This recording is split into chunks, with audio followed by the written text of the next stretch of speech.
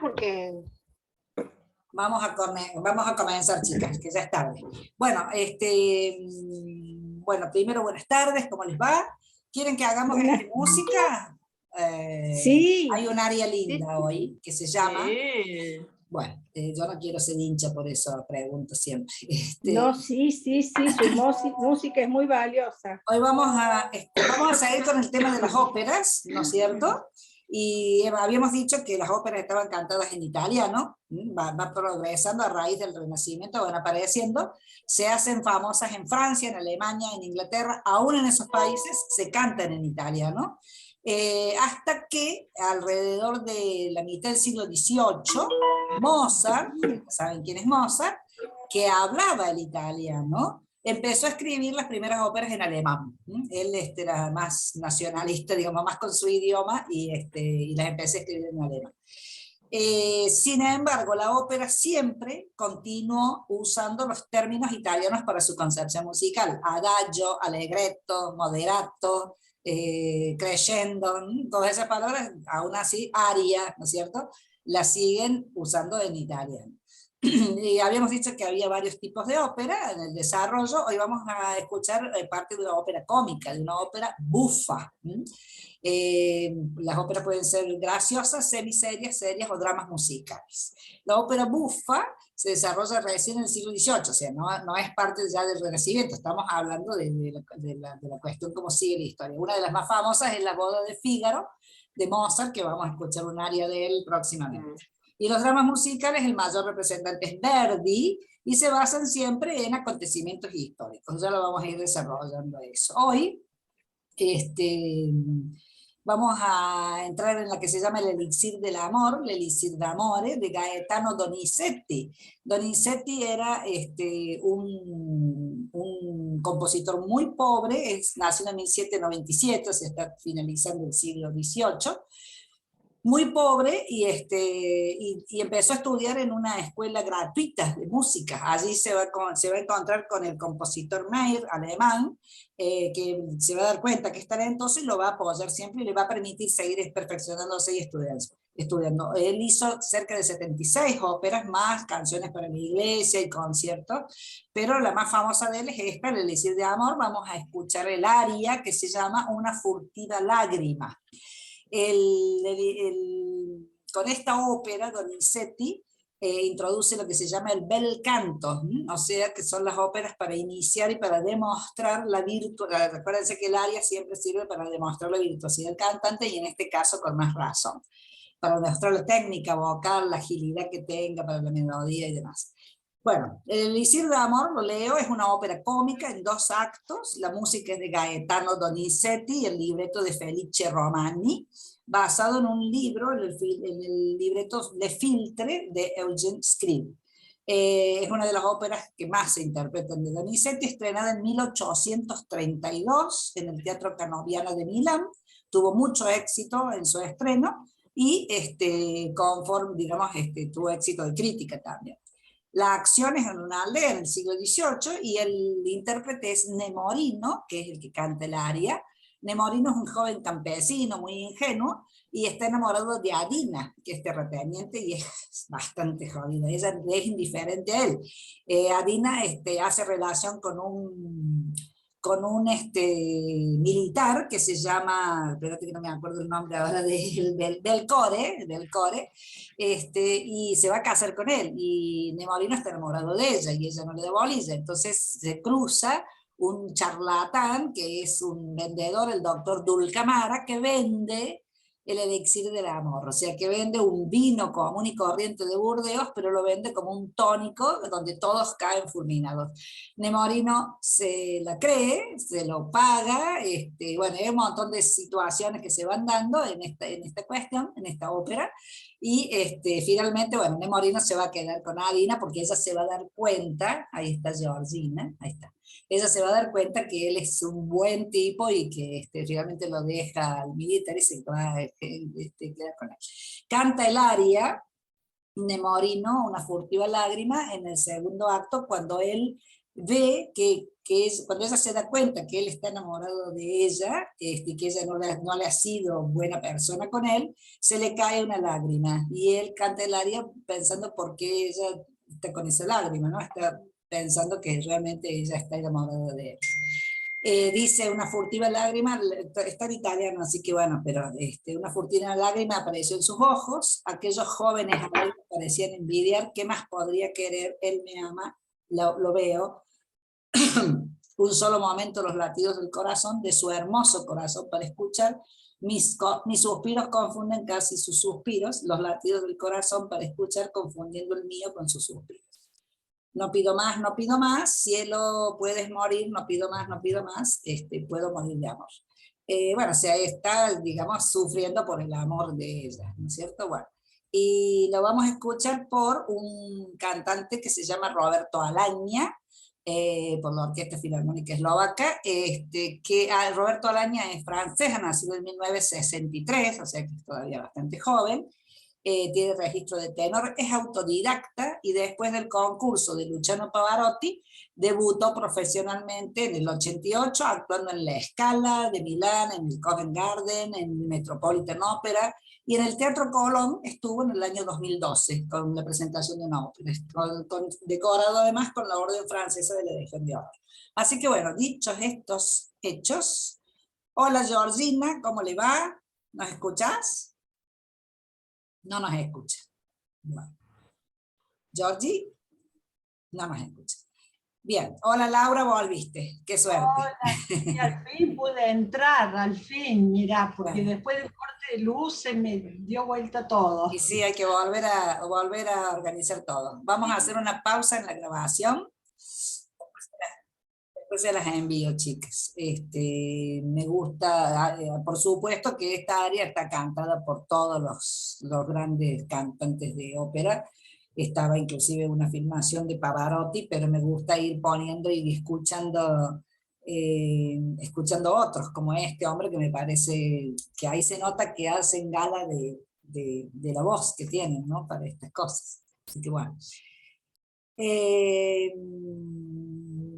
Había buscado la parte de la película de Woody Allen, si no la vieron, veanla, que es linda. Utiliza esta música cuando él asesina a la chica. Si no la vieron, no me maten.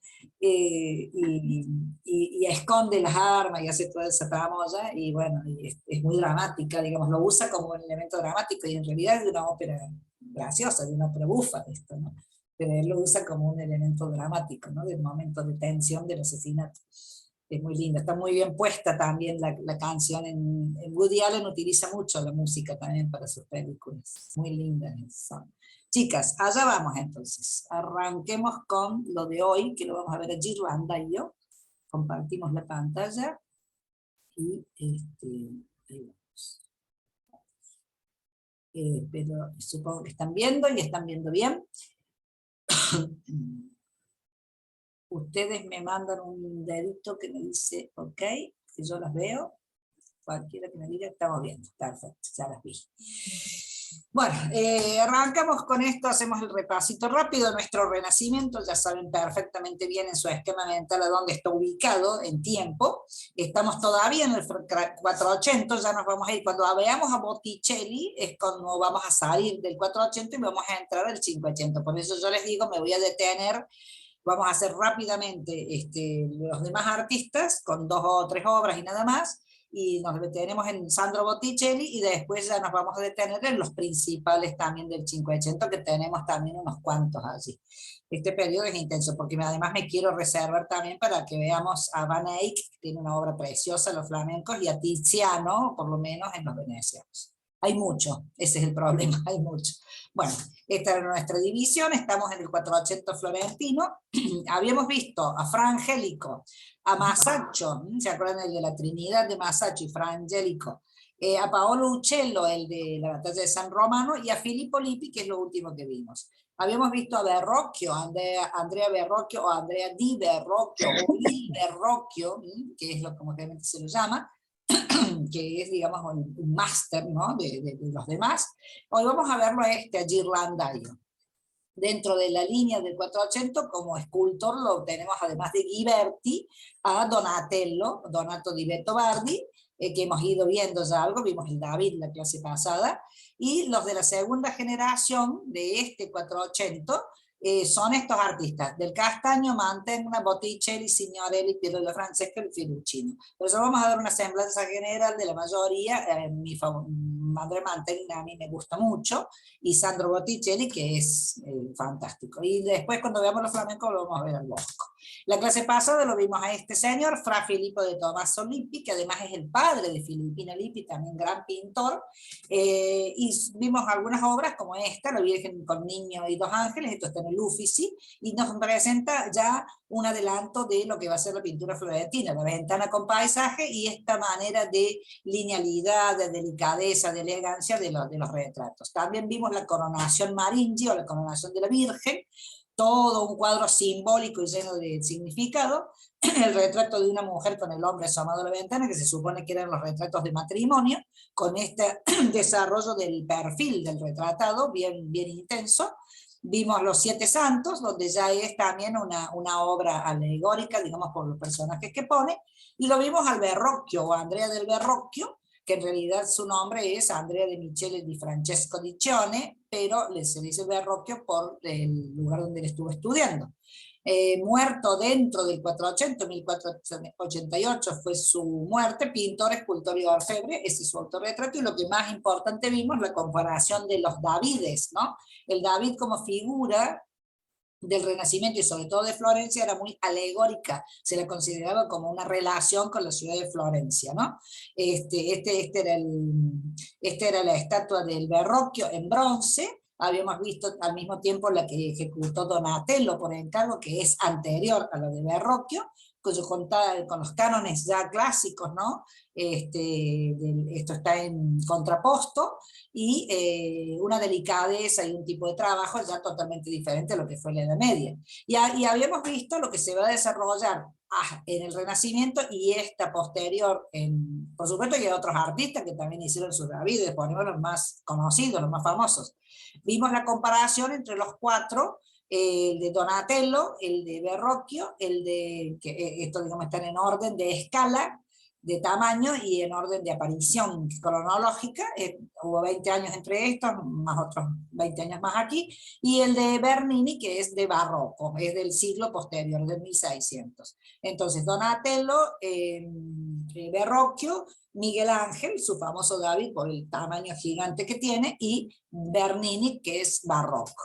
Vimos también Cristo y Santo Tomás, o la incredulidad de Santo Tomás, que es una escultura hecha por Verrocchio, porque cuando él hizo pintura y lo tenía de alumno a Leonardo, vio que se sintió tan inferior que decidió dedicarse más a la escultura, porque él también era orfebre. Este grupo, digamos, esta escultura ya se conformó como grupo escultórico, esa es la diferencia con Verrocchio, que introduce, digamos, una situación diferente a lo que se venía dando en la escultura como elementos individuales, y una de sus obras más conocidas es el Bautismo de Cristo, que es aquí donde está la participación de Leonardo, también está en los Uffizi, la escena religiosa, donde encontramos que este ángel es desarrollado completamente por Leonardo da Vinci cuando era muy joven.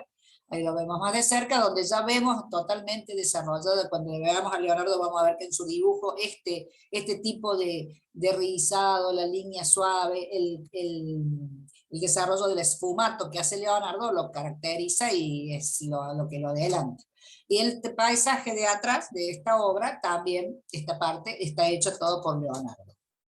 Certificado, se cree. La Dama del Ramillete, vimos la clase pasada, y la estatuaria, la estatua ecuestre, en este caso del Condottiere Coleoni, de bronce, en Venecia, y la comparan con la de Gattamelata, otro condottiero, o sea, estos luchadores, mercenarios, un poco al servicio de los ducados estos de la zona.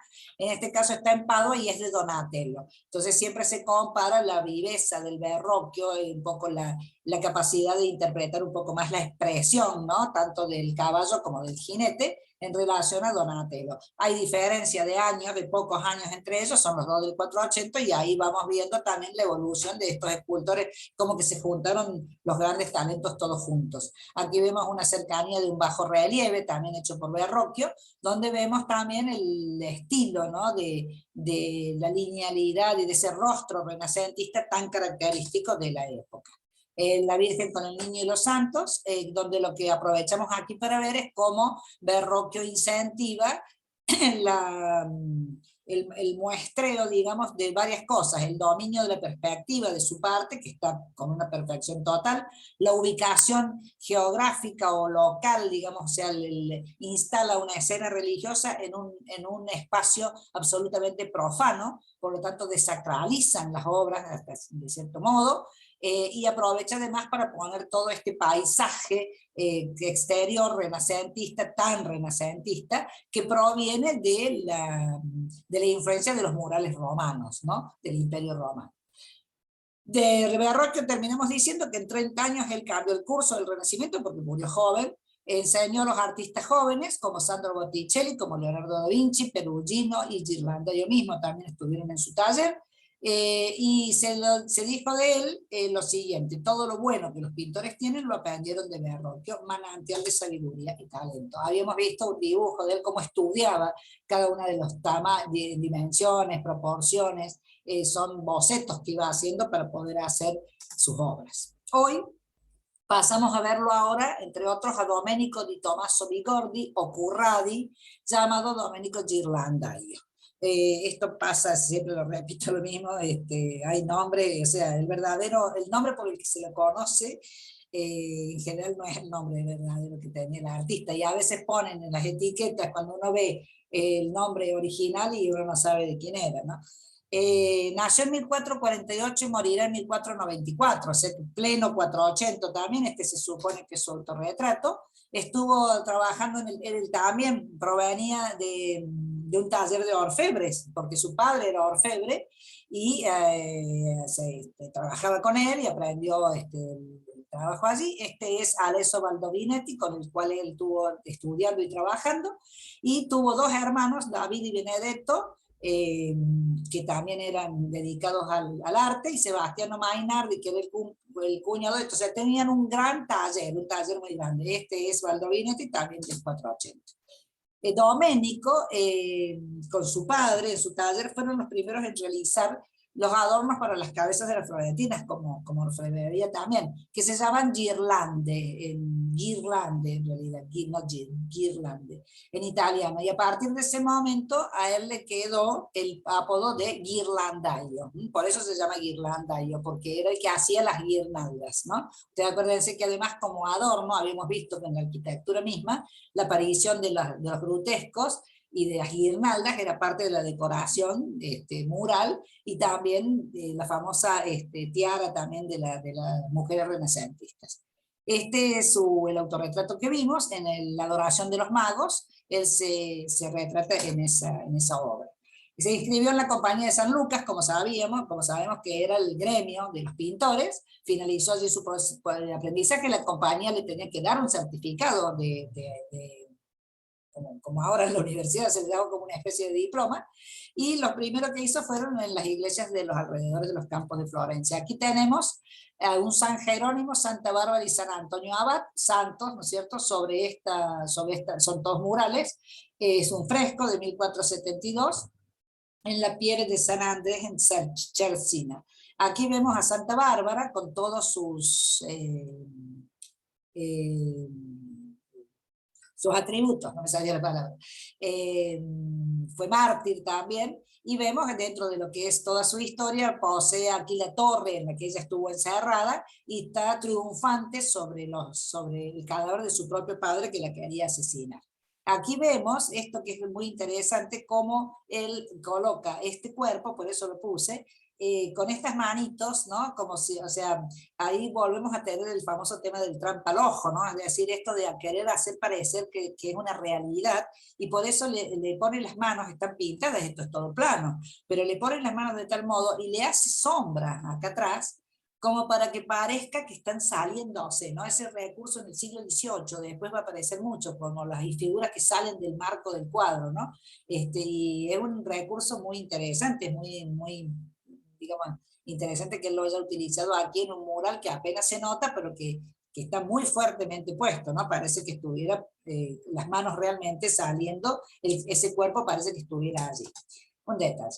Él tenía un taller muy equipado, lo desarrolló muy bien, y formaba artistas. Entre ellos, su alumno más célebre fue Miguel Ángel. Aquí vemos un dibujo, un retrato de Miguel Ángel que está hecho por otro artista, Daniele da Volterra, pero para ser dulce con nombres de artistas que algunos fueron desarrollados y otros menos. Pero parece que este rostro de Miguel Ángel era el más reconocido. Lo vamos a ver después en algunos retratos de él, que es bastante parecido. Miguel Ángel estuvo poco tiempo allí, pero entró con 13 años al taller de Ghirlandaio, o Ghirlandaio. O sea, y siguiendo con Ghirlandaio, decimos que sus obras más importantes van a estar en la capilla de Santa Fina, en la Collegiata en San Gimignano, que es un pueblito muy chiquito, famoso por sus torres, por la cantidad de torres. Los frescos para Santa María de Novella, esta famosa iglesia que ya hemos estado repitiendo, todos los artistas han trabajado allí. La iglesia de Ognissanti, donde tiene una obra que se llama La Última Cena y San Jerónimo en el estudio, y la capilla Sassetti, de la familia Sassetti, en Santa Trinita, con escena de la vida de San Francisco. Entonces, bueno, nombrados esos lugares, que todo digamos, visitable, visible, y se ve, o sea, que él trabajó sobre estos murales. La Anunciación, tema recurrente, permanente, continuo, pero fíjense, por ejemplo, aquí cómo lo instala. Tenemos siempre la Anunciación, va a ser el ángel a la izquierda, la Virgen en su ámbito, y el paisaje de fondo. Y vamos a ver cómo aquí cada uno le va dando, ¿no? Fíjense la maestría también, cómo desarrolla la perspectiva, cómo desarrollan la intención de la trampa al ojo, esta que decimos, ¿no? Es decir, le pone como si fueran columnas, una alféizar, como si estuviéramos mirando a través de, y desarrolla la escena en una escena totalmente renacentista de la época, ¿no? Es decir, fíjense el detalle de todo este mueble, la lámpara, detalles casi que no harían falta para la escena, pero bueno, ellos van desarrollando según lo que en el momento el público está solicitando de ellos como artistas, ¿no? La moda, digamos, ¿no? Aquí vemos otra obra de mural, ¿no? Y las exequias de Santa Fina, habíamos dicho que trabajó en esto, en los frescos de la Collegiata de San Gimignano, donde además aprovecha para mostrar el paisaje del sitio, ¿no? Es decir, ahí se ven las torres y el lugar de San Gimignano. Y las exequias de Santa Fina tienen que ver con esto, con que las violetas que florecen en marzo se celebran como las flores de Santa Fina, que es la patrona del pueblo. Entonces, Fina tenía sus padres muy pobres, murió el día de la fiesta de San Gregorio, después de una gran enfermedad, tenía 15 años, y digamos, se convirtió en patrona del lugar, y por eso se la venera. Las flores blancas y perfumadas brotaron de su pecho, se supone que esa fue la situación de culto, y aquí vemos la escena que pinta Ghirlandaio para esta colegiata que, vuelvo a repetir, desarrolla paisaje, desarrolla el retrato, era muy conocido por el retrato de él, y desarrolla la escena en unos entornos arquitectónicos muy fuertes, ¿no? Fíjense acá cómo marca las torretas, ¿no es cierto?, como paisaje de fondo, y adelante coloca todos estos personajes retratados, particularmente cada uno con los atuendos y demás, y los niños estos que son los que ayudan, digamos, a todo lo que es la ceremonia, con mucho desarrollo del retrato aquí, ¿no?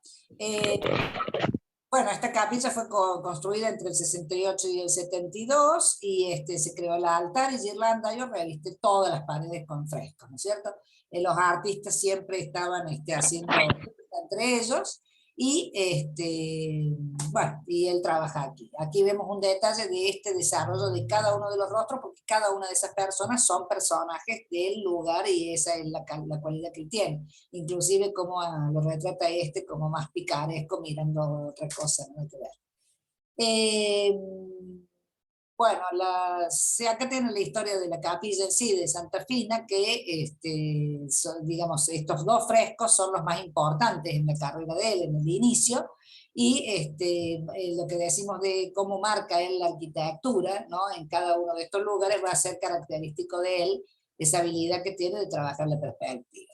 Y su habilidad también para poder hacer estos retratos que después él va a incluir, por ejemplo, los Medici los va a incluir en los frescos con su propia característica física. Él va a ser muy protegido por la familia Vespucci, que eran aliados de los Medici, y va a pintar la Virgen de la Misericordia y la Pietà en la capilla de Ognissanti, en Florencia. Aquí vemos cómo él, fíjense cómo coloca a la Virgen en el centro compositivamente, y con su amplia capa está generando precisamente esto de la Virgen protectora, ¿no? Es decir, la Virgen de la Misericordia, y estos son todos los personajes, precisamente los Vespucci, porque le contratan para hacer este trabajo en la capilla Vespucci, que está colocada en este espacio, ¿no? Este es el espacio donde está, y aquí está la Virgen de la Misericordia y la Pietà abajo. Saben que también son dos temas, la adoración de los magos, la anunciación, la Pietà, son todos temas de esta época. Los mecenas aprovechaban para mostrar, para ellos, digamos, era como una especie de voto que hacían, ¿no? Hacia continuar con la protección celestial o espiritual, ¿no? La Virgen justamente protege a toda la familia Vespucci, ¿no? O sea, con ese manto los protege a todos, y podemos encontrar un personaje que se cree que este jovencito, dice, de labios carnosos y ojos claros, era Américo Vespuccio, o sea, que nosotros conocemos por Vespuccio, pero era de la familia de los Vespucci. También va a ser, se cree que lo va a pintar varias veces a Américo Vespuccio, aquí muy chiquito, porque todavía falta para que él no salga a recorrer el mundo. Los Vespucci se van a emparentar también con, ya lo vamos a ver más adelante, con Sandro Botticelli, porque la musa y la amante de Sandro Botticelli era Simonetta Vespucci, que era Vespucci de apellido porque se casó con un Vespucci, y de hecho está enterrado en la capilla de los Vespucci por ella, Sandro Botticelli. Ya vamos a llegar a Botticelli. La Pietà de Irlanda, y aquí vemos el otro fresco, fíjense la diferencia de colorido, cómo él a los retratos los hace con suma dedicación. Aquí también lo vuelve a colocar a Américo Vespuccio, o sea, porque todo el trabajo de frescos estaba para poder obtener digamos, la protección divina, ¿no? Para la familia. Entonces hay que pintarlos a los integrantes de la familia en estos muros. Los historiadores creen que el personaje de negro es Fra Giorgio Antonio Vespucci, y que su sobrino y pupilo es Américo Vespuccio, el que va a darle la vuelta al mundo. También hizo una última cena como tema, aquí lo vemos al cenáculo, está también en la iglesia de Ognissanti, en otra área donde está el cenáculo precisamente, toda esta obra. Este fondo, digamos, este mural está trabajado por Ghirlandaio en 1480. Ahí vemos un acercamiento donde vamos a ver lo mismo que ya les expresé anteriormente. Vemos un dominio, ¿no? Está hecho, además, esta última cena está hecho del mismo modo, a ver, como en paralelo, como situación espacial, por lo que hizo la famosa última cena de Leonardo, donde lo que vemos en la otra es la continuidad del espacio, pero vemos que Ghirlandaio también lo intentó, ¿no? Porque fíjense cómo en este dominio que ellos empiezan a tener de lo que es la perspectiva, les ha permitido, lo vemos de lejos, ¿no es cierto?, que esto parezca incorporado al ámbito, al espacio. Imagínense que esto es todo un plano, toda una pared plana, si la viéramos toda lisa, ¿no? Toda amarilla, como está pintado esto aquí. Ellos lo que hacían era, esa trampa al ojo, era hacer que el espacio se continuara a la vista, y entonces tomaba la atención para quien entraba, y precisamente allí en esa tarima, igual que el de la otra última cena, en esa tarima más arriba estaba la mesa de la última cena de Cristo compartiendo con sus apóstoles. Y vemos un dominio muy grande de la perspectiva y cómo continúan los arcos, ¿no? Tiene la intención de continuar los arcos aquí como si fuera el espacio que se mete, y en realidad no se mete, todo esto es un solo plano. Pero ese dominio que tenían de esa técnica los hacía que aparecieran haciendo estas obras, ¿no? Y además, lo que les dije antes, traen, en la otra última cena va a aparecer de otro modo, es la continuidad del espacio con el techo, con los bordes y con las ventanas de fondo. Aquí en estos dos arcos, la trampa al ojo es precisamente hacer creer que allí hay dos ventanas y que allí se ven las copas. Fíjense que hasta pensó eso, no puso el horizonte a esa altura, sino que se ve en la parte de arriba de los árboles, la copa de los árboles y los pájaros volando. Aquí hay un faisán en una ventana, colocan los adornos, como por ejemplo este florero, y esto es todo un solo plano, ¿no? Pero a la distancia y mirado así, la intención era que el espacio continuara, y realmente creo que Ghirlanda, y en este caso lo ha logrado de una manera muy importante, sobre todo en la ejecución de estas arcadas, como si continuaran estas arcadas aquí, y la arcada del fondo, como si estuviera más atrás, ¿no? Con el cielo y el paisaje final que se ve la parte de arriba de las copas. Está realmente logrado, pensado. Trabaja las sombras también, ¿no? O sea, fíjense cómo eso da el volumen y da la intención de distancia. Por ejemplo, si miramos este pedacito acá, realmente encontramos que parece como que realmente estuviera separado de la pared, o sea, la ilusión, que de eso se trata, de espacial, está bien planteada y bien lograda. Esto es la última cena, el cenáculo, es de 4 metros de alto por 8 metros 80, o sea que es un mural de una dimensión que realmente tenían que trabajar. En Ognissanti, en Florencia. En la misma iglesia de Ognissanti también le encargaron el doblete de los murales, que sería el de San Jerónimo, que tenía que estar al frente del de San Agustín, que lo hizo Botticelli. Estaban los dos enfrentados. Esta es una fotografía tomada, digamos, está por encima de este espacio de confesionario, y también tratan digamos, de remedar las columnas, los bordes y demás. La obra en sí es esta, ¿no es cierto? Bien tomada. San Jerónimo en su estudio se llama. Es de 1480 y también tiene una dimensión considerable, y lo vemos plagado de elementos a su alrededor, cómo arma la riqueza de esta tela y todos los objetos simbólicos que va teniendo todo a su alrededor. El tema era que la misma familia Vespucci le encarga este fresco de San Jerónimo, y al frente le habían encargado Botticelli el de San Agustín. Estos murales fueron trasladados, desmantelados y trasladados, se dañaron, y siguen ahora en la iglesia, pero bueno, en su momento fueron sacados y trasladados. Ahí vemos un detalle de todo lo que él, fíjense el detalle con el que pinta estos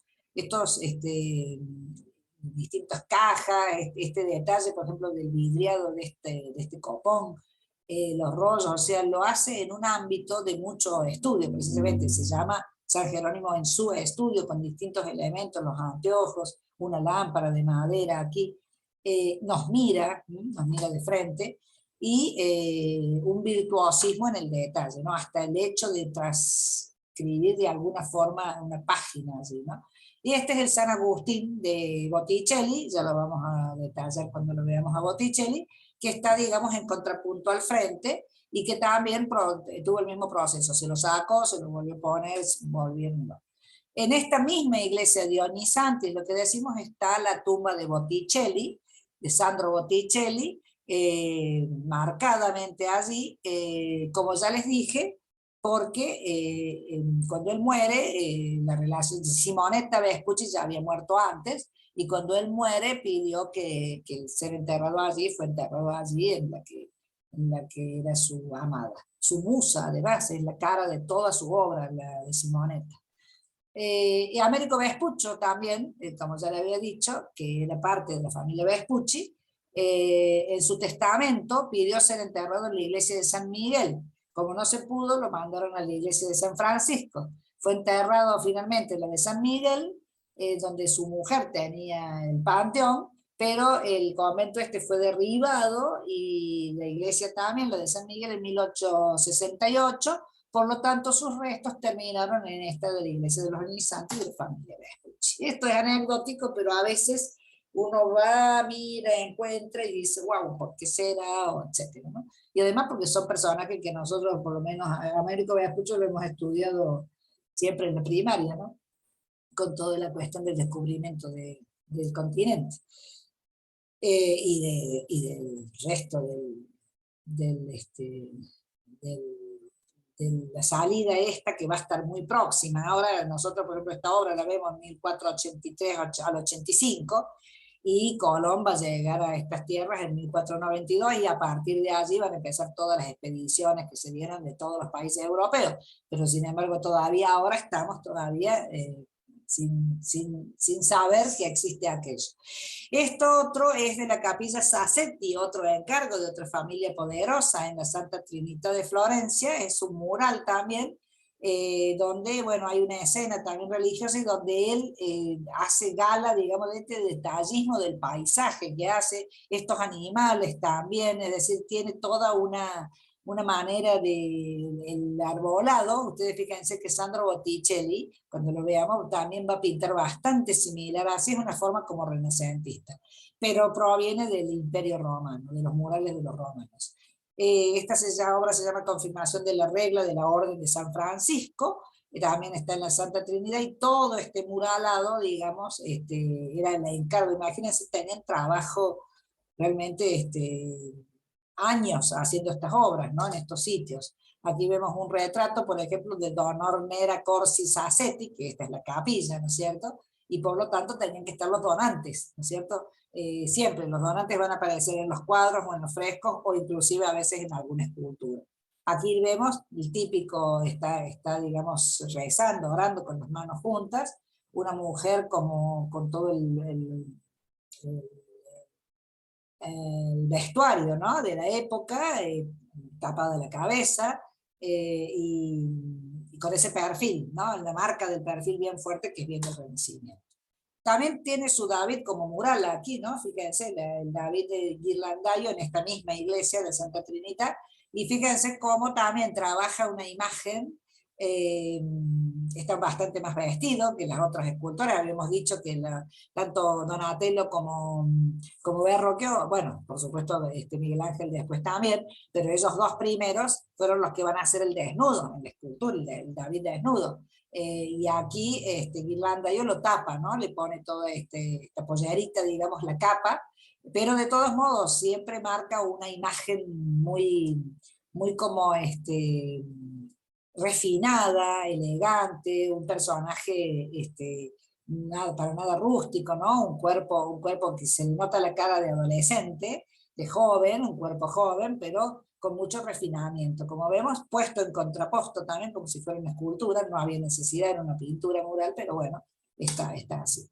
Dentro de la Santa Trinidad también aparece este otro detalle en la obra de la Confirmación de la Regla, que es, digamos, todo este trabajo de muralamiento, y me interesó por las dos cuestiones estas, ¿no? El perfil del personaje y el niño mirando tan de frente al espectador, es decir, hay un diálogo muy intenso cuando uno se acerca a esto, porque este niño tiene una expresividad en la mirada y en la forma como si lo hubiera sorprendido el espectador, ¿no? Es como que nos acercamos y el niño se dio vuelta y nos vio, y como curioso también, ¿no? Me parece también muy logrado como artista él, ¿no? Y este perfil intenso, ¿no? De esta forma que tenían en el Renacimiento de poner estos personajes marcando naturalmente los perfiles, es decir, si tenía pera chica, si tenía labios gordos, si tenía nariz grande, ¿no?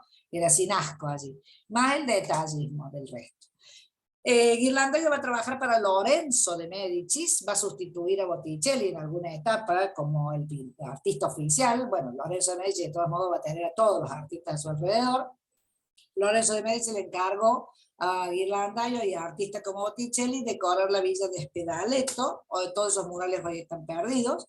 Ya vamos a seguir viendo qué más le encargó. Este es el retrato de Giovanna di Albizzi Tornabuoni, ¿no? Otro personaje que tiene mucho que ver con la vida del momento. Fíjense de nuevo, el retrato bien aperfilado, ¿no? Es decir, marcando bien el perfil del personaje, y nos muestra con mucho detalle la cuestión del vestuario y del peinado y del lugar, ¿no? La ubica a la dama, se lo toma como ejemplo del retrato del 400 florentino. Siguen los modelos de la antigüedad clásica, las proporciones son idealizadas, el rostro inexpresivo. Por eso me gustaba lo del chiquillo ese que nos vive de frente. Este era una especie de canon que tenían en la época, ¿no? Para estos retratos. Pero si bien tenía que ser inexpresivo, tenía que tener todos los rasgos del personaje. O sea, no podía ser copia todos iguales, sino que era inexpresivo, pero fíjense el rictus de ella, ¿no? Es decir, no hay nada de emoción ni nada, sin embargo, le vemos los rasgos personales. Bueno, las manos en reposo, las manos juntas, con un marco arquitectónico que para eso Ghirlandaio era de ahí. Él le coloca acá una cuenta que parece ser un rosario, un libro de oración, un elemento de joyería que es como un dragón, ¿no? Y todo tiene significado. Por ejemplo, el dragón con las dos perlas y el rubí alude a la vida pública, porque esta es una mujer de una familia importante. El libro de oraciones está en el otro extremo, contrapuesto. Tal Marsken, que era una mujer que tenía actuación pública, sí era una mujer devota, digamos, ¿no? Por el libro y el rosario. Resalta la piedad, la vida interior, y el cartelino, que tiene un fragmento de un escrito que dice, con la fecha, que dice 1488, lo pudimos leer en números romanos, dice: ojalá pudiera el arte reproducir el carácter y el espíritu, en toda la tierra se encontraría un cuadro más hermoso, ¿no? Es decir, él está haciendo un gran elogio a esta dama, ¿no? Y además, como vemos, el detalle, ¿no? De este trabajo de trenzado, de ornato, los brocatos estos, ¿no? O sea, gente rica. La joya que pone aquí, que es el dragón con perlas, también lo tiene colgado en este colgante que tiene en el pecho, ¿no? Pero fíjense el detallismo con el que trabaja la tela, fantástico. Bueno, Sandro Botticelli era 5 años mayor, Leonardo era 3 años más joven, Ghirlandaio pertenece a esa generación que con Lorenzo de Medici van a tener, van a configurar una ciudad y un lugar y un espacio en el arte, la ciudad de Florencia y un espacio en el arte importantísimos. El Papa Sixto IV los lleva a Roma, se lleva varios artistas de la Toscana para decorar la nueva parte de la Capilla Sixtina. Finalmente todo el decorado del techo y demás lo va a hacer Miguel Ángel más adelante con otro papa, pero en este momento los lleva a, entre ellos a Ghirlandaio para una parte, para hacer unos murales. Con Julio II va a ser el desarrollo de Miguel Ángel pocos años después. Las paredes en este caso se cubrieron con frescos de Botticelli, de Ghirlandaio, de Cosimo Rosselli, de Piero di Cosimo y de Luca Signorelli, que es otro de los que hemos puesto como artistas del 480 en la segunda etapa, todo a la dirección de Pietro Perugino. Él va a recibir después el encargo para la signoría en Florencia y para la sala del Gigli en el Palacio Vecchio. O sea que no hay edificio que podamos ir donde no haya murales de él también. Pudo decorar también la Biblioteca Apostólica del Vaticano, fue llamado, y en la Sixtina va a hacer este fresco, la llamada San Pedro y San Andrés, que es que es un ámbito, o sea, es una obra religiosa, la vocación de los primeros apóstoles, tiene 5,70 metros de largo por 3,50 prácticamente. Está formado por él y su taller, ¿no? Por todos sus ayudantes, y está en el Capilla Sixtina. Y vemos lo importante, digamos, es el primer plano con los dos santos, Pedro y Andrés, vestidos con colores simbólicos, amarillo o naranja amarillento para Pedro y el verde para Andrés, arrodillados mientras el Cristo los bendice. Esta es la imagen renacentista que también plantearon para Cristo. Veníamos de ver una imagen del Cristo del Pantocrátor, ¿no? muy bizantina, con mucho pelo negro, con mucha barba, con mucho aire a esa imagen del Cristo bizantino, y cómo va cambiando en el Renacimiento. Ya viene un Cristo con rulos rubios, ¿no es cierto? Una imagen mucho más elegante y delicada. Al margen, ¿no es cierto esto? Y vemos también cómo trata el paisaje, un desarrollo de paisaje casi tan importante como la escena en primer plano, llena de gente, siempre sus obras son con mucha gente.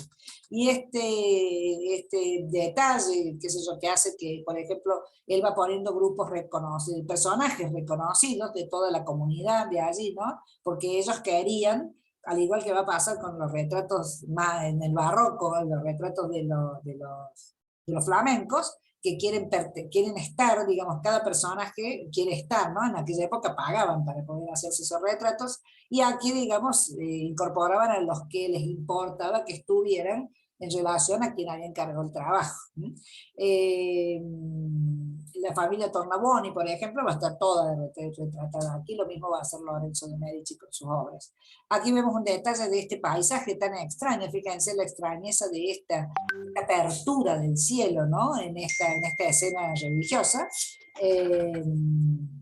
los pájaros que vuelan, y él va a retratar aquí las dos expresiones, es decir, acá está Florencia, se la reconoce por el Baptisterio y por el Palazzo Vecchio, y al frente va a ser una ciudad flamenca, ¿no? Que es, o sea, aquí lo ponemos, la de la derecha es Florencia, y la de la izquierda una ciudad de donde él sacaba modelos, que es una ciudad nórdica, o sea, una irrealidad si se quiere, pero bueno, aquí todo vale, en un paisaje donde vuelan los pájaros, ¿no? Multitud así que hay, con este arbolado y con este cielo que se está abriendo, y esta forma de manejar este degradé de la iluminación, de una neblina fuerte por allí, que le da la profundidad de campo al cuadro, a la composición, ¿no? Es decir, me pone en primer plano personajes coloridos que son la esencia de la escena, pero al mismo tiempo pone un elemento de llamamiento, ¿no? Porque compositivamente aquí en el centro, prácticamente de toda la composición, está esta especie de amontañamiento, allí este pico, allí al fondo, dominado por esta claridad que es lo que me hace llevar la mirada hacia allá. Entonces hay una cuestión compositiva importante de parte de él, hay un pensamiento compositivo.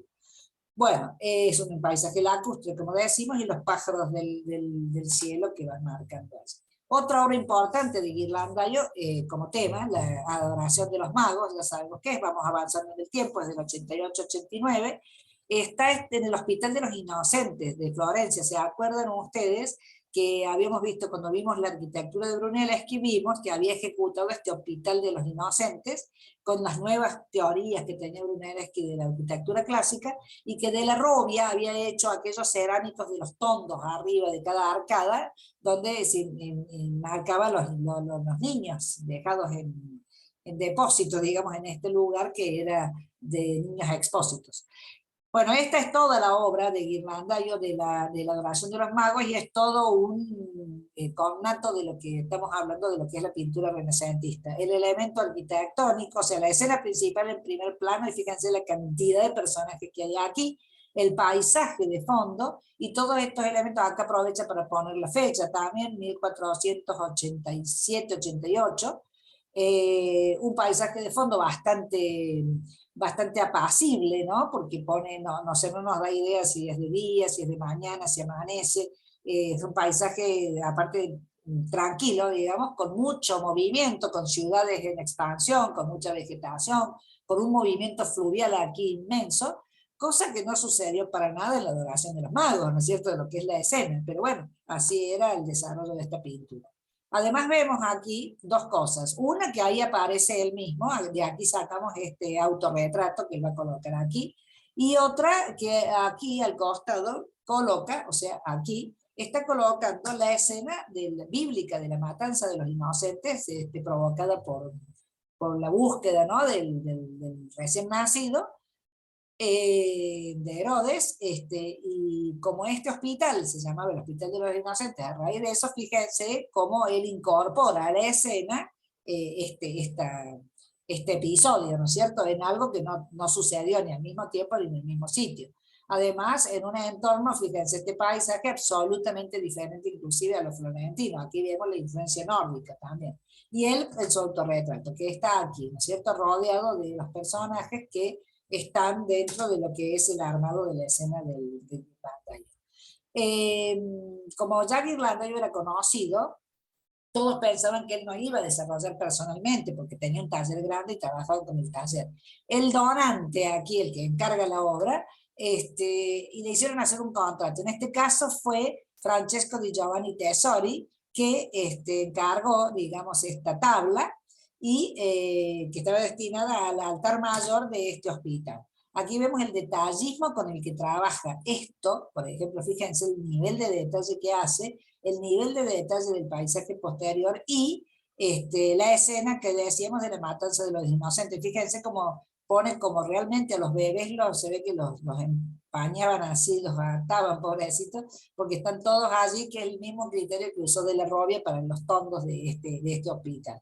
Y aquí vienen a pura espada, ¿no? Degollándolos. Una escena durísima en una adoración que si no le miramos el detalle, tiene un colorido, tiene una dulzura, ¿no?, de los reyes allí arrodillados tratando de ver al niño, ¿no?, y la Virgen en el medio, rodeada del buey, del burro, como ya sabemos que era este pesebre. Sin embargo, él hace un pesebre ricamente trabajado aquí, ¿no?, lo cual también es muy simbólico. En el costado también vemos otro detallismo de esta escena donde está viniendo toda la caravana, ¿no?, de adoración, y estos son los personajes que encargan la obra, que tienen que aparecer en el cuadro y que tienen una vestimenta realmente de gran riqueza para mostrar su estatus, su poder, su vida. El desarrollo de la escena pastoril aquí arriba, ¿no?, con todos los rebaños allí que miran esta adoración, y el resto de los personajes que van llegando. Esto también es anecdótico. Fra Bernardo actuó como intermediario y redactó el contrato, y entre otras cosas decía que Ghirlandaio tenía que colorear él mismo el panel que habían encargado, tal como se veía en el dibujo que había hecho en el papel, o sea que él presentó un boceto previo, evidentemente, con las figuras y la forma en la que él lo había presentado, con todos los detalles, con lo que yo, dice Fra Bernardo, considero mejor. O sea, que él iba a ser el juez, digamos, de toda la decisión de aceptar o no la obra. Y el artista lo tenía que colorear por su cuenta y usar pinturas de buena calidad, dice el contrato, y que la calidad del color azul, que ya sabemos que en esa época el azul era caro porque venía del lapislázuli, se establecía con precisión en el contrato. Decía, el artista tenía que usar ultramar, que costaba 4 florines la onza, que se ve que para la época era carísimo, y que así lo tenía que establecer, lo tenía que cumplir, ¿no? O sea que los artistas realmente a veces estaban, ¿no?, presionados por muchas cosas. Ahí vemos un detalle de ese paisaje que decimos que nos habla de un lugar muy floreciente, la cantidad de flota que hay allí, la cantidad de botes, el movimiento que hay, ¿no? Por eso también, y el detallismo de parte de él. Aquí vemos un acercamiento más todavía de todo este detalle que hace, fíjense, en esta montaña, este tipo de paisaje allá, ¿no? En el total, vuelvo para atrás un poquito, estamos hablando de esta parte, y realmente en una obra que no es chica, pero tampoco es de 2,85 por 2,40, supongamos que es una pared común de nuestro medio, ¿no?, una pared completa de 3 metros casi por 2,40 de alto. O sea, no es una obra chica, pero tiene un nivel de detallismo y una participación de personajes, y fíjense los azules de los que hablábamos, ¿cómo están? ¿Qué más? Bueno, el paisaje de atrás con tanto nivel de detalle impresionante, y decía también el contrato que Ghirlandaio tenía que entregar las pinturas 30 meses después, o sea que tenía casi 3 años, un poco menos, y la suma que iba a recibir, 115 florines. La decisión estaba en manos de que le hacía firmar el contrato, del intermediario Fra Bernardo, y dice, puedo obtener una opinión sobre su valor o mérito artístico de quien yo quiera, o sea que lo podía juzgar cualquier persona, y si no parece valer el precio fijado, él, o sea Ghirlandaio, recibirá tanto menos como yo, Fra Bernardo, considera apropiado. Bastante dura las condiciones del contrato. Bueno, la obra finalmente gustó al intermediario, al cliente, y bueno, y es una de las mejores pinturas, a él se le pagó, etcétera, etcétera. La parte de abajo tiene predelas que no las hizo Ghirlandaio, lo hicieron otros artistas. Aquí vemos el detalle de la parte de arriba con estos ángeles, ¿no? En adoración, con mucho colorido, y ahí aprovechó para colocar la fecha. Y con esta cartela, ¿no? Donde ellos están iluminados por el Espíritu Santo. O sea que todos los elementos de la simbología están presentes y más todavía, ¿no? Ahí vemos el detalle de la Virgen con el niño y los dos animales alrededor, y la famosa cuestión de que los Reyes Magos tienen la condición de las distintas edades. Bueno, esta gran cornisa de la que hablábamos, se sabe quién fue el carpintero, Giuliano da Sangallo. La pintura estuvo en ese altar y después se restauró, y en 1917 fue llevada al hospital, al museo del hospital, porque el hospital de los niños no sé qué, finalmente se hace museo. Aquí vemos otra adoración de los magos, también de Ghirlandaio, y en este caso está hecha para los Tornabuoni, que era otra familia importante que le encargaban, que ahora quedó en la Galería del Uffizi, pero es un tondo donde vuelve a encarar con el mismo criterio, ¿no? La adoración, muchos personajes, centralmente la Virgen con el niño y los magos, y todas las escenas de alrededor. Fíjense que acá no hay matanza ni nada porque no tiene relación con el lugar donde va a estar. Él sumó la matanza de los inocentes a raíz del nacimiento de Cristo porque iba a ir a parar a un lugar donde tenía que ver con eso. Aquí vemos todo el entorno que le hace también del despliegue de arquitectura, y en este caso el burro, el buey y los demás animales los ponen a cierta distancia.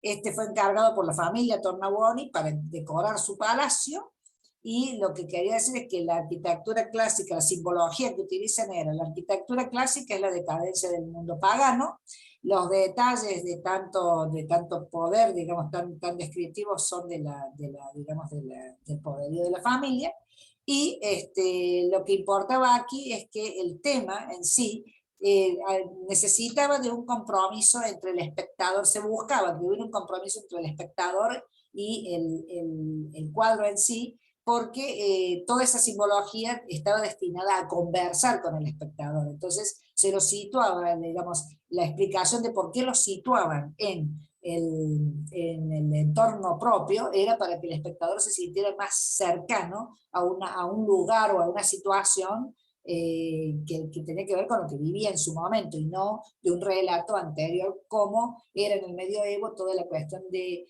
la situación esta de querer que estuviera en esas iglesias con esos monstruos o esas imágenes tan fuertes, se sintiera como intimidado. Aquí la cuestión era tratar, como estamos ya hablando de humanismo, la cuestión era que hubiera diálogo entre el espectador, cualquiera sea, y la escena desarrollada. ¿Se entiende, chicas? Estas son las ruinas, digamos, que por eso los edificios están todos rotos, porque las ruinas implican que se acabó el paganismo, ¿no? Y que ganó el cristianismo. Y aquí en esta piedra en primer plano pone la fecha.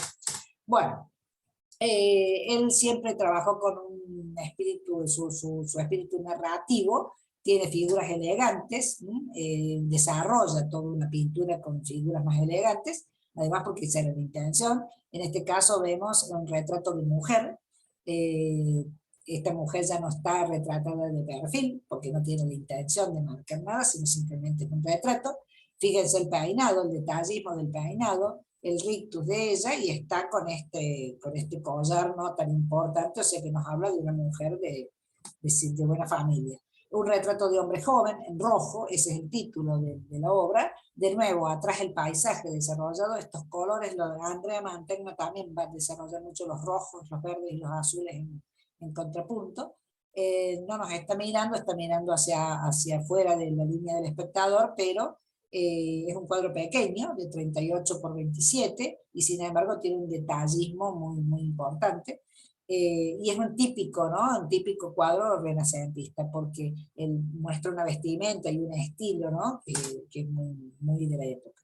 Y este es otro retrato de mujer joven, también ataviada, ese collar tan importante que le hacen. Nosotros podemos pensar que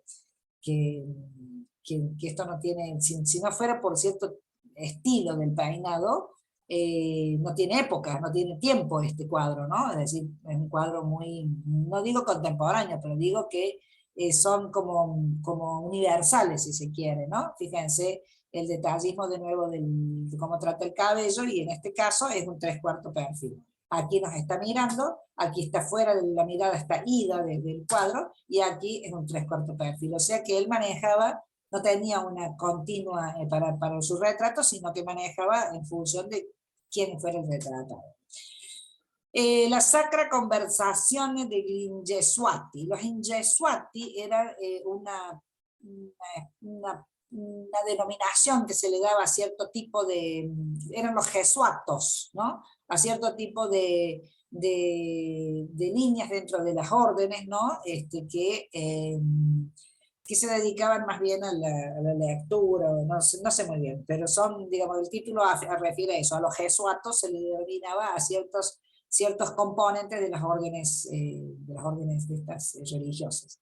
Es una pintura al temple, es bastante grandecito, un 90x2, y es parte de un retablo que ahora también está en los Uffizi. Nos vemos lo mismo de nuevo, ¿no? La Virgen con el niño, pero él aprovecha aquí para poder, fíjense, este desarrollo de estos naranjos, de estos cipreses, se nos da una relación, lo que les decía, que el espectador realmente se vea como que está en su sitio, ¿no? En su lugar. Entonces el tema no le resulta tan extraño. Simbólicamente los lirios en primer plano para la pureza de la Virgen, y los santos aquí que están en adoración, y todo un desarrollo de lo que es la perspectiva, ¿no? La intención simbólica que hay aquí es importantísimo este cuadro por esa razón. Las perlas de las cornisas, los símbolos de pureza. El zafiro en el broche de la Virgen, el símbolo de pureza y modestia. ¿No? Los elementos que él va incorporando. En la esfera de cristal que lleva el niño Jesús simboliza el dominio del mundo, las granadas, la fertilidad y las naranjas del paraíso perdido. Fuertemente las naranjas aquí,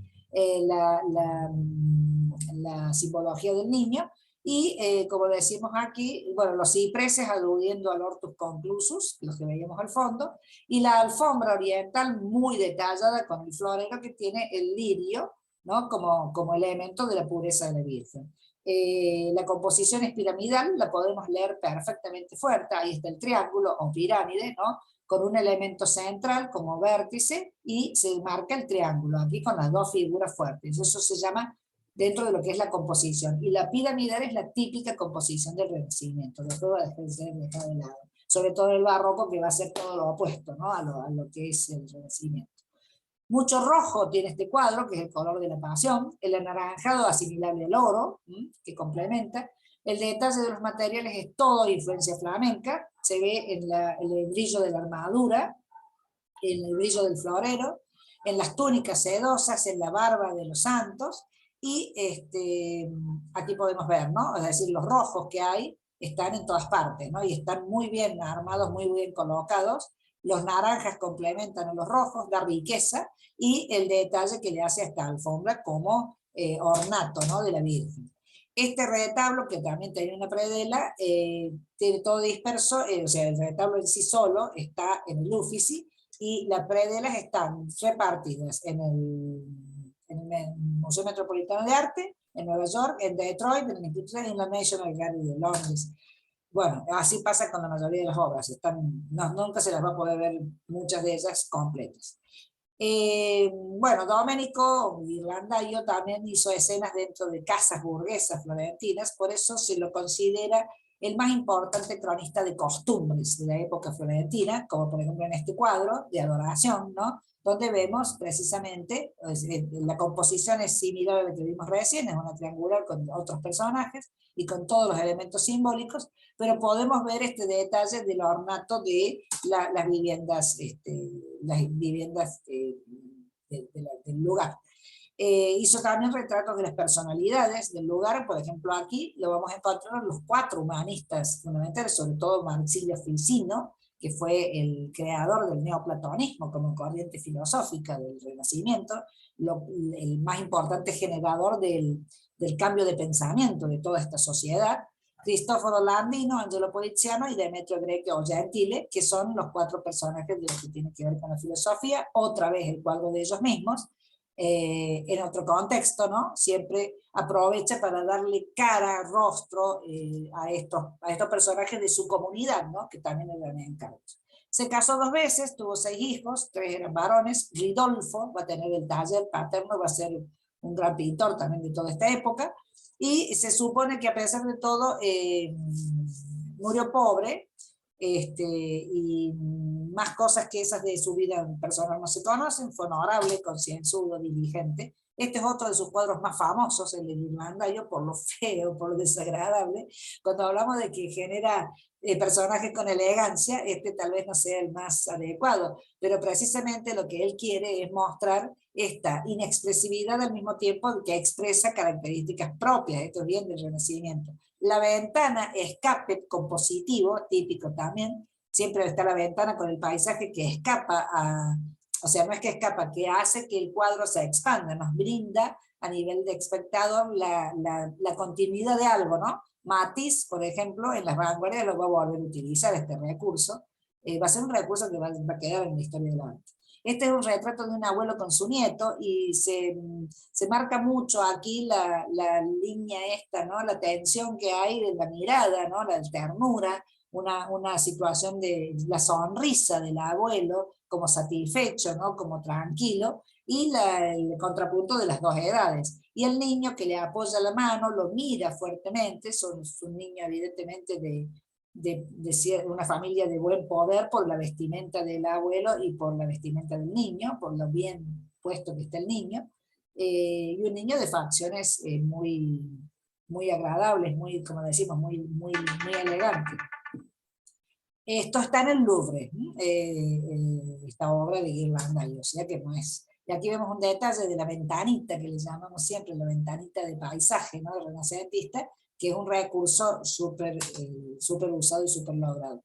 Y aquí vemos esta cara tan desagradable que puede resultar esta nariz con esta protuberancia que le ha hecho, pero evidentemente este hombre ahí le pone otra especie de verruga, ¿no? O sea, este hombre tenía esta característica y él lo pintó tal cual. Sin embargo, ese hecho no empaña, digamos, la fuerte comunicación que ha conseguido entre los 2 personajes a nivel visual, ¿no? El traslado de esta ternura de la cara.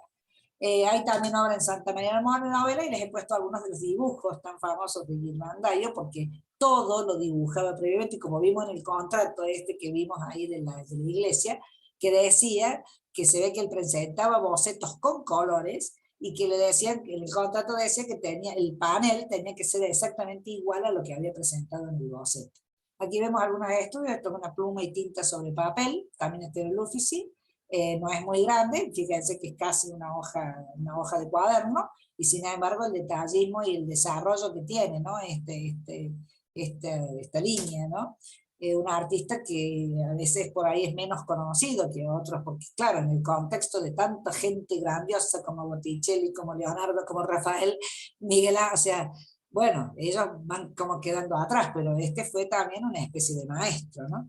Estudio de 2 mujeres, también es tinta sobre papel. Miren el detalle de esta cara, ¿no? 5 trazos y ya está hecho. Miren esta simpleza de este cabello, o sea, es un boceto, pero genial. Este es un estudio de vestidos. Él tenía toda una serie digamos, de bocetos en los que, digamos, practicaba, ¿no? Dibujo con pincel es sobre papel, excelente, con además estudio de luz, de los paños. Y esta otra cabeza de anciana con capucha, que ya está hecho sobre un papel con color, un papel de color rosa salmón, y está trabajado, realzado con blanco, y está trabajado con punta de metal sobre papel, o sea, no está trabajado ni con pincel ni con lápiz. Y fíjense el trazo por ejemplo, este trazo allí. Es un solo trazo, ¿no? Realmente habla esta es una figura abierta, o sea que es un dibujo nada más, pero nosotros podemos ver aquí que no hay ningún contorno ni nada, y sin embargo nos cierra el dibujo, ¿no? Realmente excelente. Muere de repente de una fiebre pestilente en el año 1494, en el apogeo de su carrera, y murió de lo mismo, tal cual como Lorenzo de Médicis, que había sido su mecenas, 2 años después de la muerte de Lorenzo, sepultado en la iglesia Santa María Novella. Lamentablemente murió joven.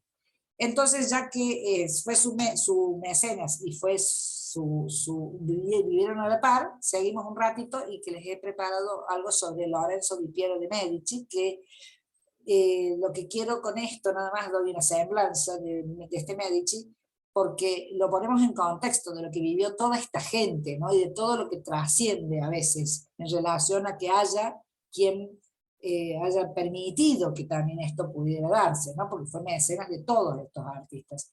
Lorenzo Di Piero de Medici, o Lorenzo de Medici, llamado el Magnífico, nace en 1449 en Florencia, o sea que va a transitar casi con Ghirlandaio la vida, y va a morir en la Villa Mireya en 1492, precisamente en abril, o sea que antes de que se supiera nada de que existíamos nosotros. Este busto es de Verrocchio, lo habíamos visto creo el otro día, es en terracota, está en Washington, en la Galería de Arte, la Galería Nacional, y lo muestra tal como vamos a ver, que parece que era un hombre bastante feo, pero como era la tradición, ¿no? de lo que estábamos diciendo, en el Renacimiento se da que tienen que manifestarse las características de la persona, lo pone con un rictus importante y demás. Fue político, gobernante, humanista, filósofo, amante del arte, fue artista, también escribía, y reunía, como quien dice, las virtudes del hombre renacentista, o sea, encarnaba el ideal del hombre del Renacimiento, ese ideal filosófico, ¿no? Llevó a Florencia a uno de sus periodos de mayor esplendor. Esta obra de Benozzo Gozzoli, en el Palacio Medici-Riccardi, ¿se acuerdan que el Medici-Riccardi es el primero donde ellos van a vivir? Al siglo siguiente, 1500, lo van a comprar los Medici al Pitti, pero ellos vivían en este Riccardi que era de Michelozzo, que era la obra que había hecho Michelozzo. En este está este mural donde está este personaje en este caballo blanco cabalgando, que es el fresco de la capilla de los magos. Y son todos, están retratados los personajes de la familia Medici, y esta obra tenía una función de propaganda porque reflejaba el papel de los Medici como mediadores. La obra es esta, la capilla de los magos, y está en una de las estancias, está en la pared este, todas las paredes están cubiertas con murales de este tenor, son grandísimos, y ¿qué vamos a encontrar aquí? Que acá están todos los personajes de los Medici, ¿no? Empezando por ejemplo, que va aquí, es el abuelo de este Lorenzo, el originante de la banca y de la familia, Cosimo, y aquí atrás van viniendo tanto aquí viene Lorenzo el Magnífico, y este es el hermano, ¿no? Que va a ser muerto. Bueno, esto después si quieren lo leen, pero lo tenemos así. Piero el Gotoso, que va en el caballo blanco, que es digamos, el segundo de la dinastía. Cosme el Viejo, que era el fundador, que va en un burro, muy humilde, pero era el originante de esta banca tan poderosa. Lo siguen otros personajes como Galeazzo Sforza, que era de la otra familia milanesa, el duque de Milán, y una procesión de ilustres florentinos como va Marsilio Ficino, como dijimos, el creador del neoplatonismo, los hermanos Pulci, el mismo Benozzo Gozzoli, que está reconocido, y los jóvenes que son Lorenzo el Magnífico, y Giuliano, y todos los representantes financieros de los Medici en los distintos países de Europa. Aquí lo vemos al artista, que es con su autorretrato, porque se puso la gorra con el nombre, y cada uno de estos está identificado como personajes. ¿Por qué puse aquí? No, pensé que seguíamos con lo de la capilla de los magos. Bueno, también pintó, no, por esto lo puse porque él mismo también encargó, por ejemplo, a Filippo Lippi, la adoración en el bosque, que lo vimos a Filippo Lippi la otra vez, o sea, todos los personajes que tienen que ver con Lorenzo el Magnífico. La flagelación de Cristo de Piero della Francesca, esta obra también está, también Piero della Francesca es un artista famosísimo, esta obra es muy famosa, y ahora está en otro lugar, en Urbino, Italia, pero era parte de los encargos que hizo para esta capilla Lorenzo de Medici. Cosimo es el que creó, Cosme, el que creó la banca Medici, que a su vez la llevó adelante, que a su vez va a ser el padre de Lorenzo Piero, llamado el Gotoso porque tenían gota, Piero murió de gota, y cuando Cosimo ve que sabe que Lorenzo va a ser el que va a proseguir la idea esta de la familia, Lorenzo va a asumir sus funciones a los 16 años, o sea, súper joven. Su padre va a viajar a Milán, Venecia y Nápoles, y cuando ve que ya está para morir, Piero, lo deja a Lorenzo y a Giuliano, de 16 y de 20 años respectivamente, a cargo de todo el negocio y el desarrollo de la familia Medici. Este es Giuliano, el hermano de Lorenzo, el Magnífico, los dos hermanos que van cabalgando en esa obra que vimos en la Capilla de los Magos. Esta es una obra, un retrato que hace Sandro Botticelli, donde ya nos va marcando la diferencia de pintura que hace Botticelli. Fíjense que trabaja con más estirada los rostros, la linealidad y mucho menos volumétrico, ¿no? Ya lo vamos a ver en Sandro. Pero en este caso pinta a Giuliano de Medici, que va a morir en 1478, o sea que va a morir muy joven. Bueno, fue hermano de Lorenzo y murió en la Conjura de los Pasos. De la rama paterna, Lorenzo de Medici va a heredar la riqueza, el poder y la influencia. Y de la rama materna va a heredar la pasión por el humanismo y por las artes. Su mamá era Lucrecia Tornabuoni, que ya vimos mucha obra de los Tornabuoni, una familia adinerada también, pero ella era muy culta y muy respetada. Escribía poesía, patrocinaba a los artistas, los escritores, y Lorenzo creció en ese ambiente, ¿no?, de cultura, junto a personajes como Botticelli, como Pico della Mirandola, etc. Se ocupaba la madre también de los asuntos de la banca y fue un apoyo fundamental para Lorenzo. Aquí vemos el retrato de la madre que hace Ghirlandaio en 1475. Este es el retrato de Lucrecia Tornabuoni, que era la mamá de Lorenzo el Magnífico, y que fue un gran apoyo para él. Típico retrato, ¿no es cierto? Ya hemos hablado del tema de los retratos, no marca lo poderosos y lo adinerados que eran, por lo menos en este retrato. Y esta es de Giovanna Tornabuoni, que era la otra tía, que también, digamos, está pintada por Ghirlandaio. Y finalmente el de Giovanna Tornabuoni, que vimos hoy, este retrato de perfil, que está hecho por Ghirlandaio, que era de la familia materna de Lorenzo el Magnífico, todos emparentados. La historiografía lo considera a Lorenzo como un déspota, a Lorenzo el Magnífico, y otra parte, otros autores lo consideran como la persona el político que pudo mantener el orden en un momento muy convulsionado en muy poco tiempo. Fundó, entre otras instituciones, la Biblioteca Laurenciana, que va a tener un desarrollo de la biblioteca que a lo largo después del 1500, donde va a terminar trabajando Miguel Ángel, ¿no? ¿Qué hacía él, por ejemplo? Envió a distintos lugares de Europa a recuperar obras clásicas para esa biblioteca y montó talleres para que copiaran los libros y difundieran el contenido en toda Europa. Como él apoyaba el humanismo como corriente, estudiaron a los filósofos griegos y demás, combinaron las ideas de Platón con el cristianismo, y allí estaban Marsilio Ficino y los que hemos nombrado recién. Esta es la Biblioteca Laurenciana, que esto está desde el claustro de San Lorenzo, este lugar que vimos que también intervino Brunelleschi. Se llama Biblioteca Laurenciana o Medicea, de Medicis, que es una de las más importantes de Florencia y de Italia. Tiene cerca de 11.000 manuscritos, que son los que él envió gente a ir recopilando obras, ¿no? O sea que ya hay una decisión, ¿no?, de generar esto.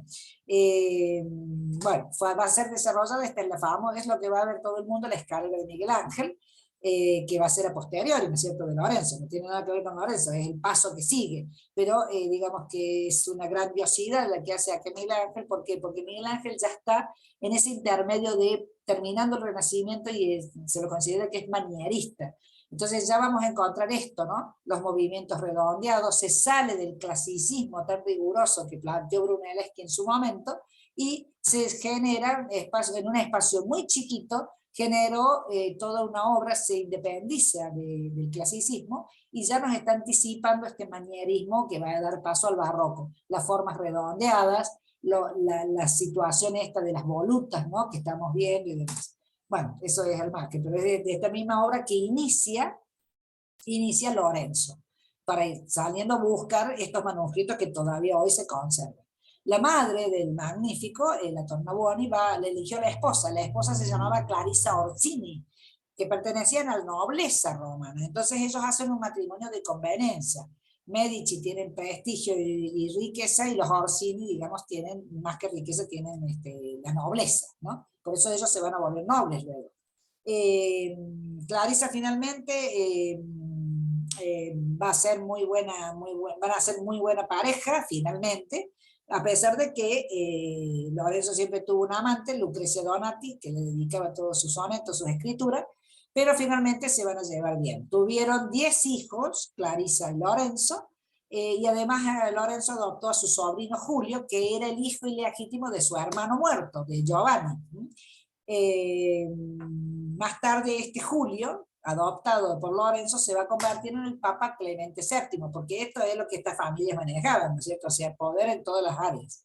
Este es el retrato de Clarissa Orsini, que es la mujer de Lorenzo el Magnífico, que también es un retrato de Ghirlandaio. Por eso fui agregando. Acá tienen la ventanita, que siempre la vamos a encontrar como escape visual, y una mujer muy ornada, ¿no? Aparentemente muy seria, pero miren la riqueza de la vestuario que tiene. Y la tercera mujer importante en su vida fue su hermana Bianca. ¿Por qué? Porque Bianca se casa con un Pazzi, que va a ser en ese momento era el rival, la familia rival de Pazzi, quiere decir locos, de allí viene su nombre, tiene una linda historia de la familia Pazzi, que vimos también la capilla Pazzi como el elemento aquel primero que hizo Brunelleschi, con todos los elementos del nuevo Renacimiento, ¿no? Del clasicismo. Esta es Bianca, estas son las 3 hermanas en este cuadro de la adoración que vimos de la capilla de los magos. Aquí vienen las 3 hermanas de Lorenzo, parece que se supone que esta es Bianca, que se va a casar con este Pazzi. Y fue importante porque en una conjura que hacen los Pazzi, que ahora lo vamos a ver, Bianca finalmente tiene que abandonar, ¿no? el lugar. Lorenzo fue amante de las artes, creció en este círculo intelectuales, como dijimos, fue mecenas, ¿no? Se dedicó al mecenazgo. Su protección estuvieron Botticelli, Miguel Ángel y Leonardo. Dicen que Lorenzo no supo apreciar la beta artística de Leonardo, sino que apreciaba la beta de inventor. Es muy famosa las anécdotas que tenían de cómo ensayaban cañones, y Leonardo generaba estas maquetas que hacía e inventaba sistemas de defensa de la ciudad y demás. Él se lo promovió. Su gran proyecto fue crear la Academia de Arte Jardín de San Marcos, donde todos los artistas podían ir y estudiar, porque él en ese jardín él puso todas las antigüedades, mandaba gente a comprar o a traer antigüedades de los imperios, ¿no es cierto?, clásicas, y los instalaba en ese jardín. Y así los artistas podían ir y copiar del natural, digamos, esas bellas esculturas o las bellas obras. Esta es la lápida que ponen, lo único que queda del Jardín de San Marcos, porque allí él lo creó esta especie de academia de arte en Europa, como dijimos. Y ¿qué sucedió aquí? Como los Medici fueron expulsados primero de Florencia, después volvieron a ser expulsados, este lugar fue abandonado, fue tomado por otro, fue edificado en algunas partes, entró a formar parte del Casino di San Marco, que hoy es la Corte de Apelación de Florencia, y en el siglo XIX fue recalificado y se construyó la Piazza de la Independencia y palacios, o sea que esto desapareció. Entonces lo que quedó fue la lápida, pero la intención de Lorenzo había sido crear la primera academia de arte, prácticamente con sus propias obras, para que los artistas fueran gratuitamente y pudieran estudiar allí. El mecenazgo también tenía una función política. La intención era de convertir a Florencia en el referente, ¿no?, de las ciudades italianas, y por otro lado de dar trabajo a los gremios de artes, oficios y comercios, y entonces él tenía el poder, el apoyo del pueblo, ¿no es cierto? No era tampoco tonto. Él aplicó la práctica de lo que se llamó la política de prestigio artístico. ¿Qué significaba? Por ejemplo, a Botticelli y a los hermanos Paloiolo los envió a Roma, a Maiano a Nápoles, a Sansovino a Lisboa, y a Verrocchio lo mandó a Venecia, entre otros casos, ¿no es cierto? Es decir, él promovía, no solo les encargaba obra y hacía obra, sino que y además estos artistas los protegía, sino que además los enviaba a que estudiaran, trajeran obras, estuvieran en otros sitios, propagaran, digamos, el poderío y el desarrollo de esto. La conjura de los Pazzi, ¿a qué se debe? Ya terminamos. En 1478, todo vino por la pelea de la ruta de la lumbre que servía para determinadas situaciones comerciales, y porque los Medici eran la banca del Vaticano, o sea, en ese caso no era el Vaticano, era la banca de los papas. Los Pazzi querían serlo, los quedan afuera por estas cuestiones de enemistades. Los Medici dejan de ser la banca de los papas, y los Pazzi, cuando se lo ofrecen, lo toman, le hacen una serie de teje y maneje, y bueno, lo explico así rápido, pero digamos, toda esa cuestión hizo que hubiera un odio ancestral entre los Medici y los Pazzi, y se conjuraron con el papado para asesinarlos a los hermanos Lorenzo y Giuliano. Pero que el momento en el que tomaron fue cuando van a misa en la Catedral de Santa María del Fiore. Allí tratan de apuñalarlos, finalmente matan a Giuliano, y Lorenzo se refugia con su madre en la sacristía, y mientras tanto Jacopo Pazzi va al ayuntamiento a anunciar que los Medici se habían acabado y demás, creyendo que iban a ser muy apoyados. El pueblo, como Lorenzo generó todo esto políticamente, trabajo para toda esta gente, no apoyó a los Pazzi, sino todo lo contrario, terminaron ahorcados, muertos y demás, pero lamentablemente el saldo fue que el hermano de Lorenzo resultó muerto allí, y fue un gran golpe para Lorenzo el Magnífico, porque además eran muy jóvenes. Este dibujo de Leonardo da Vinci, que también está en los Uffizi, muestra el cadáver del conjurado Bandini Baroncelli, que era uno más de los conjurados, estaban los papas y algunas familias más, y lo vemos, esto no se lo encarga nadie a Leonardo, simplemente él en su cuaderno de dibujos y de notas dibuja cómo lo ahorcaron públicamente, entre otros, a este personaje. Los otros tuvieron que huir, irse y demás. Y aquí vemos otra obra de la época donde se ve, dice el impío que está colgado de la finestra, los ahorcados de este desastre de los Pazzi. En esta obra de Stefano Usi, que es del 1800 y pico, que se llama La conspiración de los Pazzi, o sea, este fue todo un tema dentro de lo que está en el arte, ¿no? Aquí vemos el momento en el que es apuñalado dentro de la iglesia. Al pueblo florentino le pareció un horror y una especie de mal augurio el hecho de que hubieran derramado sangre dentro de la Santa María dei Fiori.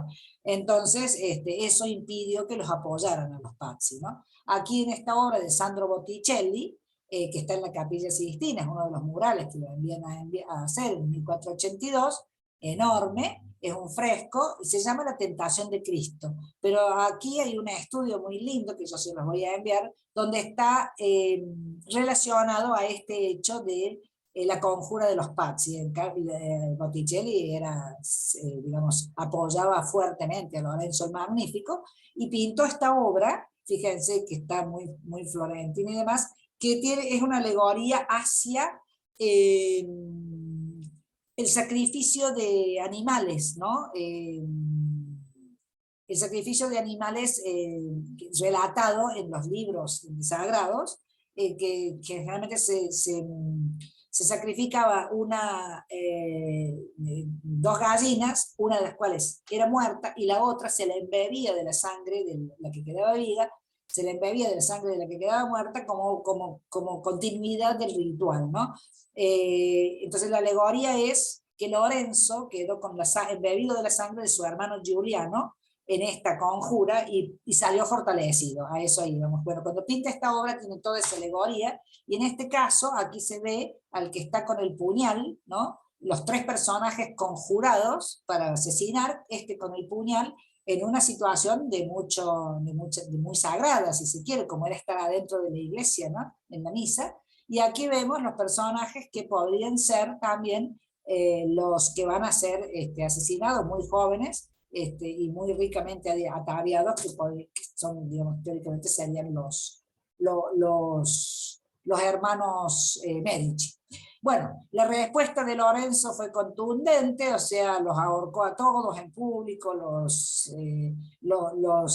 confiscó las cosas, fueron, bueno, fueron desterrados, lo mandó al exilio, y Giuliano, su hermano, fue enterrado en la Basílica de San Lorenzo, pero le marcó para siempre su carácter. Aquí vemos otro retrato de Bronzino, otro gran artista, del Renacimiento de 1480, el perfil que tiene, ¿no? Lorenzo con tenía un problema de crecimiento mal de la mandíbula y de la nariz, o sea, tenía como una especie, no digo gigantismo, pero tenía una deformación ósea. Lorenzo concentró a partir de allí mucho poder político, declaró la guerra, ¿no? con el Papa, y los ejércitos pontificios también lo asediaron a Florencia durante 3 años, ya que su poderío también estaba allí presionado. Todo esto vivían estos artistas que iban haciendo todas estas obras, ¿no? Ghirlandaio, Botticelli, Leonardo. Lorenzo consigue poderes extraordinarios y convence al rey Fernando I de Nápoles para que no esté más con el Vaticano, y bueno, hizo todas estas estrategias políticas, y salió finalmente reforzado de la situación. Sixto IV murió, y con la desaparición de este enemigo que era el Papa y su alianza con Nápoles, Florencia se convirtió en un lugar de mucho poder. En 1482 va a morir la madre de Lorenzo, luego su esposa, y desde la muerte de Giuliano habían sido ellas dos su gran apoyo, y se le desarrolla la enfermedad de la que murió su padre, que era la gota, lo que lo tenía físicamente trastornado. Esta obra es de Giorgio Vasari a posteriori, es de 1534, es el retrato de Lorenzo, lo vemos allí también con ese rostro tan fuerte, tan definido. Y finalmente apareció Girolamo Savonarola, que es el golpe que le faltaba a Lorenzo, que era el predicador, era confesor de Lorenzo. Sin embargo, él puso en contra, digamos, a la población, con la famosa horda de las vanidades, ¿no? Objetaba, hacían una hoguera, la hoguera de las vanidades, donde tenían que tirar los objetos de lujo, los cosméticos, los libros que él consideraba que no eran buenos, como el de Boccaccio, la obra de Boccaccio. Predicaba contra el lujo, contra el lucro, contra los poderosos, contra la corrupción de la iglesia. Este es el retrato de Savonarola por Fray Bartolomeo. Fíjense el típico retrato del Renacimiento, del perfil intenso, marcando la característica de su nariz. Era un monje, tenía críticas muy violentas contra los Medici, los acusaba de corruptos. Y bueno, toda esa situación también estuvo ahí presionando contra Lorenzo, que finalmente él va a morir en 1494, y en 1492, en 1494 ya estaba su sucesor. Los ataques contra el Papa, también de Alejandro VI, que era un Borgia, también le valieron la excomunión, la prisión y la condena a la hoguera, que finalmente sucedió con Savonarola. Pero esta es una estatua de la Ferrara, pero finalmente, bueno, decimos que todo este contexto histórico era el que estaban trabajando estos artistas, ¿no? Un mes antes de morir Lorenzo, su hijo Giovanni fue nombrado cardenal, va a terminar siendo el Papa León X, lo cual va a permitir, digamos, que la familia Medici, además por el casamiento fueran nobles, también pudieran entrar en el poder del papado, que tanto problema le había originado a Lorenzo en su momento, ¿no? Esto fue posterior al Papa. Este es el retrato de Lorenzo de Medici, duque de Urbino, la escultura que hizo Miguel Ángel, también a posteriori de la muerte de Lorenzo, por supuesto, de la declaración de la sacristía de San Lorenzo. Aquí lo vemos muy, digamos, la marca, digamos, una elaboración ideal y heroica, ¿no? Fíjense la postura, como está mirando desde arriba, no le ha hecho todas las facciones de estas que vemos que tenía tan fuertes Lorenzo, ¿no? en su cara. Cuando muere Lorenzo, Florencia cae en manos de Savonarola, como dijimos, y los Medici se tuvieron que ir hasta 1512. En 1492, con solamente 43 años, y después de sufrir bastante por la enfermedad, va a morir, ¿no? Va a ser recordado como el mecenas del Renacimiento, como un gran político, y como dije, la historiografía lo considera en algunos casos un déspota, porque era además muy corrupto y manejaba la situación política, y otros lo consideran como un gran mecenas y un gran promotor de esta Florencia que hoy se visita tanto, ¿no? Fue él uno de los grandes promotores del momento. A posteriori va a ser un campo de batalla toda Florencia de la disputa de esto, hasta que ellos vuelven a retomar el poder en 1512, donde ya vamos a tener el trabajo de Miguel Ángel y de otros artistas que son del Cinquecento. Por su poder y sus méritos, es muy explicable, puse aquí que en todo Florencia aparezcan retratos de Lorenzo, frescos en las iglesias, estatuas y bustos en distintos lugares, ¿no? Por ejemplo, Botticelli lo puso en la Adoración de los Magos, en Santa María Novella. Ghirlandaio, como vimos, lo puso en la Capilla Sassetti, en la Santa Trinidad. El Cortejo de los Reyes Magos de Gozzoli, que vimos recién, donde está toda la familia Medici, y Verrocchio con su famosa escultura también. Este es el retrato de Macchietti, y aquí ya terminamos.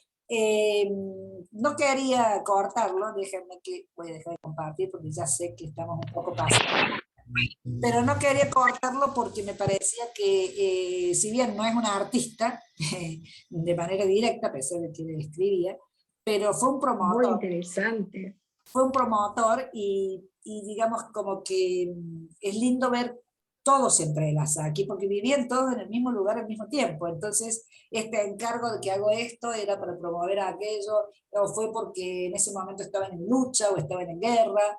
Entonces, bueno, creo que fue un personaje cuestionado y polémico, porque según la campana que le veamos, va a ser un horror o va a ser un promotor, pero de todos modos no se le puede negar que protegió a estos artistas y que generó estas cosas, por ejemplo, lo del Jardín de San Marcos, que era como una especie de darle la posibilidad a aquellos artistas que pudieran ir a estudiar y